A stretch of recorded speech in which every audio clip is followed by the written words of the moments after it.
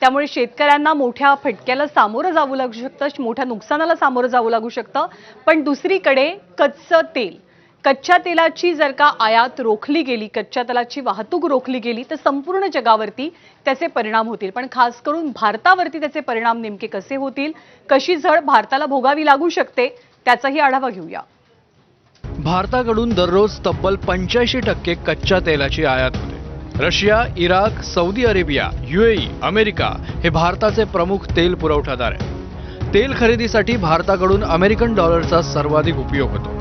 तेलाचे दर वाढल्यास भारताच्या अर्थव्यवस्थेवर थेट परिणाम होणार आहे। हे दर $1 वाढले तरी सुमारे 15,000 कोटी अतिरिक्त खर्च येईल। कच्च्या तेलाच्या आयातीतील अर्ध्याहून अधिक हिस्सा पश्चिम आशियातून येतो। पश्चिम आशियातील समुद्रमार्ग हा भारताच्या तेल आयातीचा मुख्य मार्ग आहे। युद्धामुळे पुरवठा थांबल्यास भारताकडे 40 ते 45 दिवस पुरेल इतकाच तेल साठा उपलब्ध आहे। पेट्रोल, डिझेल, CNG, घरगुती गॅसचे दर यामुळे वाढण्याची शक्यता आहे।